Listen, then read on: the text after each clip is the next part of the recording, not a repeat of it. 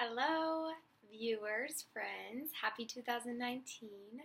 I love New Year's. It's one of my favorite holidays because it's not only about setting goals for the year ahead, being excited, like, oh, what do I want this year, kind of planning for yourself, where you want to go, what you want to do, like what you want for yourself, but it's also about reflecting on the year before and being grateful for everything that happened the year before, even if it wasn't the best things of your life. Like, what did you learn from it? How did you grow? Like, how did you heal? How did you become the person you are now?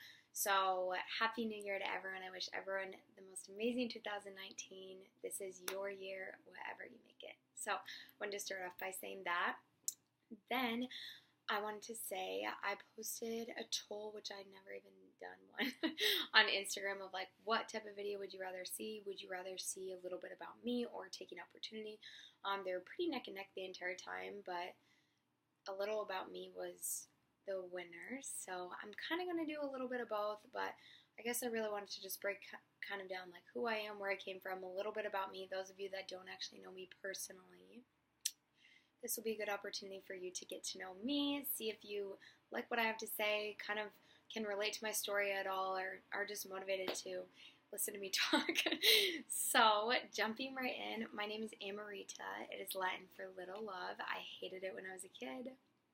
Did not like my name. Now I absolutely love it. I've never met anyone else with that name. So that is fun. My friends, like, no one could say my name when I was a kid. So, and even now, like, people will try to rename me. They're like, they'll meet me for the first time. They'll be like, what's your name? Can I call you Annie? Like, no. I go by Amarita. That's my name. I absolutely love it. So that is me. Hello. I am who I am today because of the life I had at a very young age and because of the way I grew up. So I don't want to talk too much about my childhood and kind of the things I went through and this, that, and the other thing, but just kind of giving like breaking it down a little bit. I did have a not so normal childhood in a lot of ways. My parents got divorced when I was really young. I was 2 or 3. My dad left. My dad is like the most amazing man in the entire world. Like, him and I still to this day are super close. He has such a good heart. He's like the most selfless person in the world. I'll probably end up doing an entire video about my dad because everything I know and live by and have learned is probably something he taught me. Like, he's so intelligent. Such an amazing person, like so full of love. If you know my dad, you know what I'm talking about. If not, about me, I freaking love my dad. Like, you'll learn that pretty fast. You probably already have. So, my dad's amazing. He left and he was still working 2 jobs, I think, at the time. He's now working 3 jobs still my entire life. This man has worked 2 to 3 jobs, like most hardworking person I've ever met, and still has such like a positive outlook on life.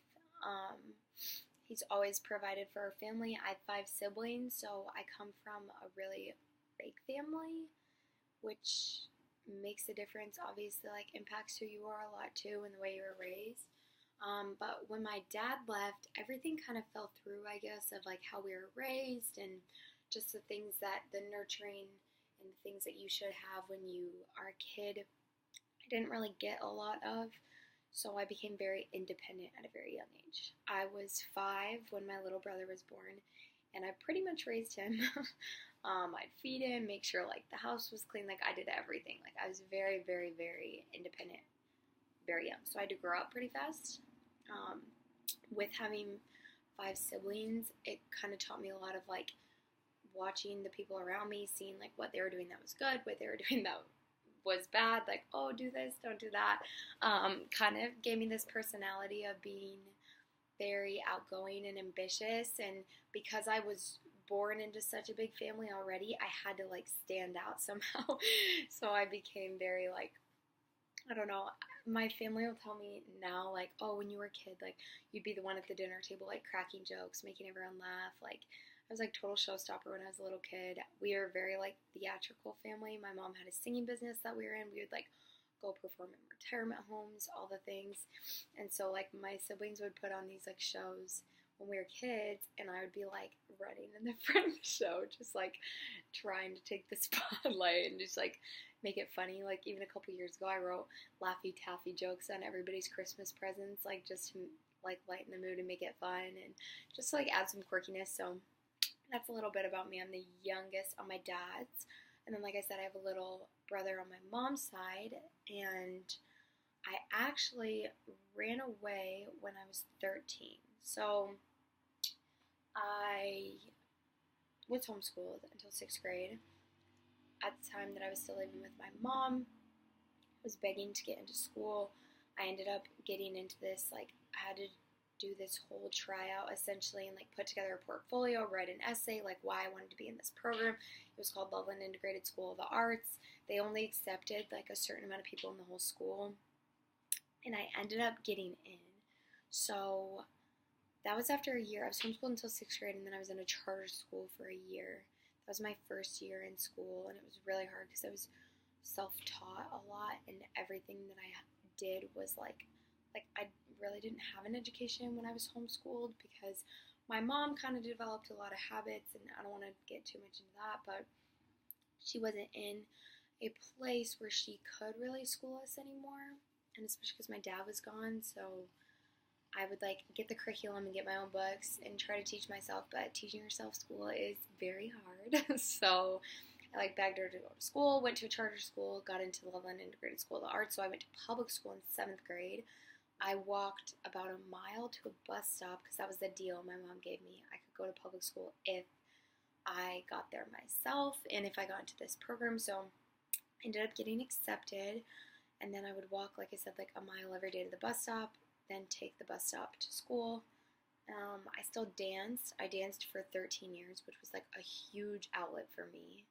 It definitely made me who I am today. It was super healthy for me. I could kind of like put my home life, everything that was going on, like into that. That was like such a saving grace for me.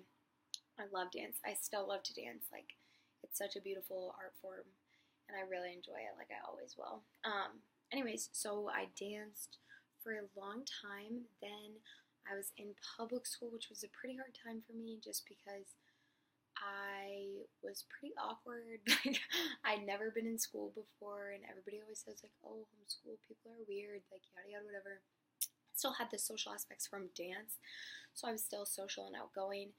However, I just wasn't like, I didn't really get the whole like school dynamic, how things worked. I was like super awkward. I weighed like 70 pounds. I hadn't grown into my ears, my body, like nothing. So I kind of like got made fun of and got picked on. Like middle school is just hard for a lot of people anyways. So it was pretty hard coming into that, but I was like so determined, so motivated, made some good friends. One of my friends actually convinced me to try out for cheerleading. She's like, try out for cheer with me. I was like, no. Like, if you're a dancer, you like, well, actually, a lot of people have a weird misconception about cheerleading and what it actually is. So I was like, no, like, I don't want to cheer, like, rah, rah, whatever. So mean, so funny. But she's like, come on, bet you won't make it. So I was like, okay, bet. I tried out. We both made the team. We made varsity when we were freshmen. Ended up winning state freshman year. I met one of my best friends. She's so sweet. She has a heart of gold.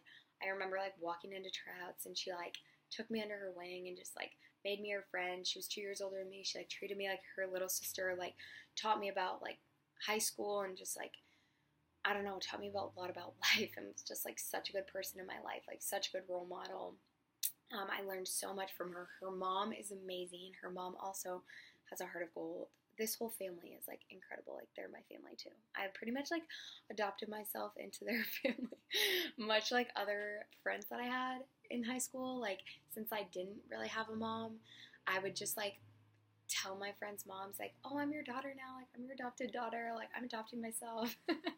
So special shout out and kudos to all the people that adopted me and took me in and made me a part of their family, because that was amazing. That definitely made me who I am today too. So yeah, I adopted myself into like 3 different families who still are like my family to this day. That was a really crucial part of my life because I knew I didn't have that parenting, I didn't have that mother figure, so I knew that I needed it from somewhere or someone. So I just kind of find people that I knew I could look up to and were going to teach me the right things about life and be a good influence and a good role model to me, and I kind of just like belt looped myself with them. So I had a lot of fun in high school. High school was really good for me. I ended up cheering at Colorado State and college. got one too many concussions cheering. Long story short, did neuro rehab for 11 months, occupational therapy, physical therapy. I had a migraine for like 10 months straight. Like I remember in my dorms, I had blackout curtains and I would just like lay in the dark because my head hurt so bad. Like all I ever wanted to do was sleep. So I got kind of depressed. I was really sad because obviously I couldn't cheer anymore. I got to the point where my advisor sat me down and she's like, you can't do school anymore. Like you're spending all your own money on all these classes and you like can't even read the textbooks and you like can't take the notes. Like they're really good about like giving me different tools that I could use to help me, but it was just ultimately too hard. My depth perception was super messed up. Like my occupational therapist, who I love, she's so sweet. She was like, we did this test. I can't remember what it entailed, but she was like, your depth perception is like worse than someone who's 90 years old. Like it's really bad, which made me really kind of clumsy, and that was just different because I had always been pretty coordinated from dance and this and the other thing. So like then I was very clumsy all of a sudden. It was just a really low point in my life. So when I realized I was kind of down and depressed and I was in my hometown and just like couldn't be in school, I actually called my aunt in Florida. I was just like went out on a whim. I was like, what are the odds I could move in with you? How much would rent be? This, that, and the other thing. She's like, Imrita, you can move in with me tomorrow rent free. So she's amazing. Bless her heart. If you're watching this, I love you. So next thing I knew, I packed everything in my Mazda MX-6 1993 that my best friend sold to me. That was my first car. I got it for $200. Put everything in my car, went out to Florida, ended up getting into sales out there. I ended up being with that business for like 2.5 years. I learned so much. I got in that business when I was 19, and I was working like 80 to 90 hours a week. Like I was putting in work like 7 a.m., 9 p.m. every day. Like I was so invested in this business, in this company. Like I was doing breakfasts with like my team and then dinners, and I got to the point where I was interviewing people that were double my age, and I was running meetings and I was doing all this. So I grew really, really fast. I'm so thankful for that business. I got so much hands-on experience that I don't think I could have gotten anywhere else. I learned a lot about just life and sales, and which I think everyone should do some type of sales in their life just because it's a good quality, it's a good skill set to have.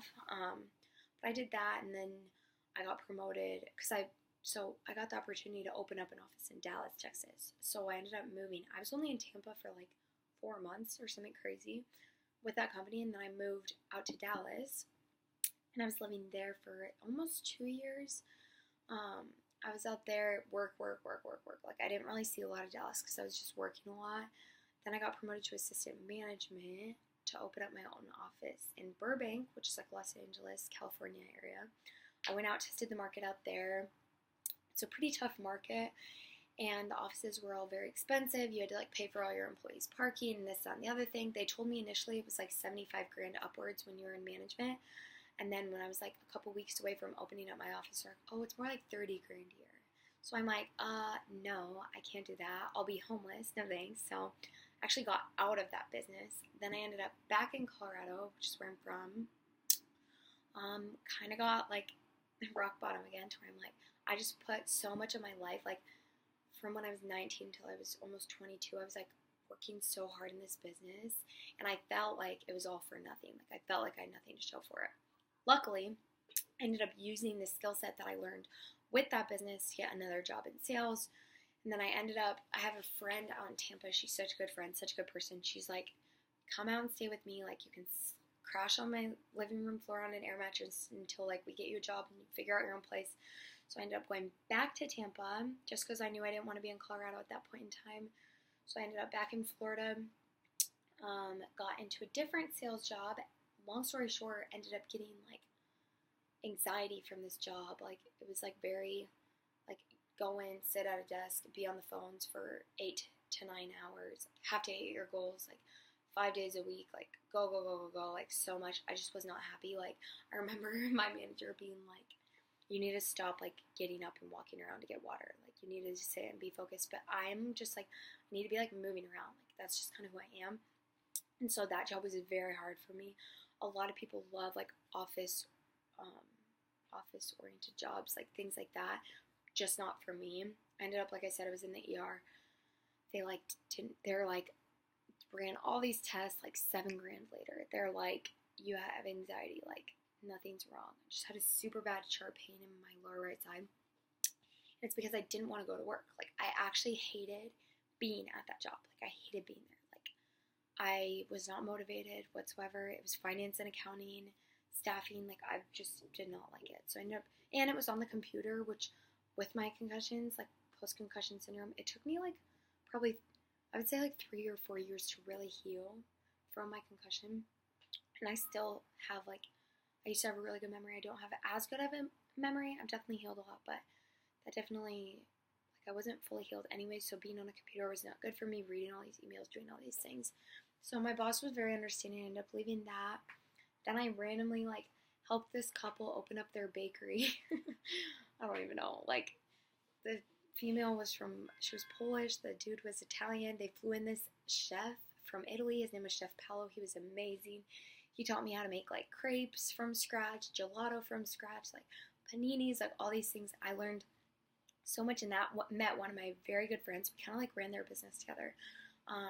So I kind of helped get theirs off the ground, and then I wanted to do something else. So I actually got back into serving after being in sales for so long.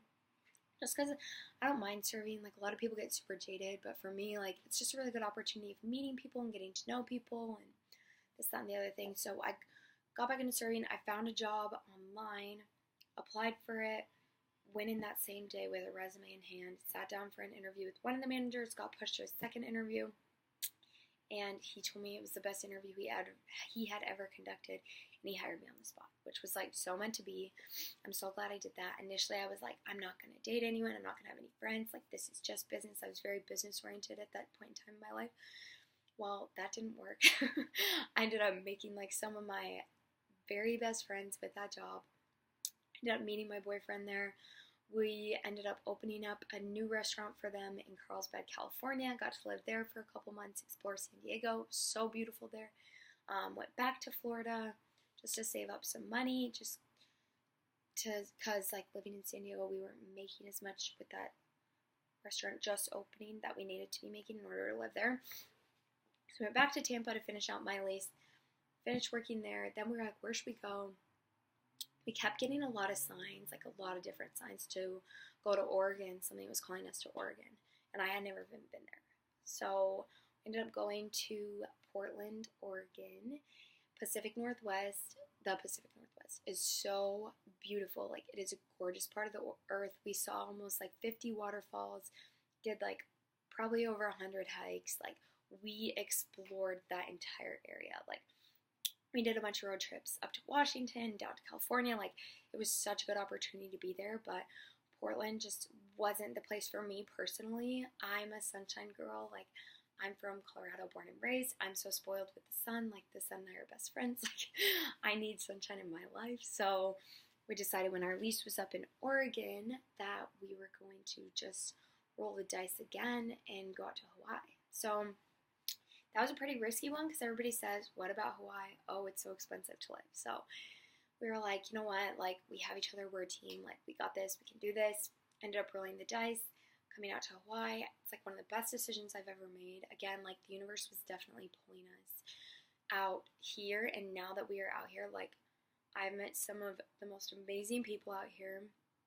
I love my job. Like, I love working out here. I get to go to the beach every day. Like, I live 4 blocks from the beach. Like, it is so gorgeous here. I'm so happy to be here. There's so much good energy on this island. It is nuts. Like, Hawaii is beautiful. I feel like everybody knows that. The people here are just super nice. Like, oh, I feel like I fit in here. Like, I feel like I'm like, maybe the first time, I'm like actually like motivated to stay put somewhere for a while. If you couldn't tell, I've traveled a lot. I've lived in 6 states.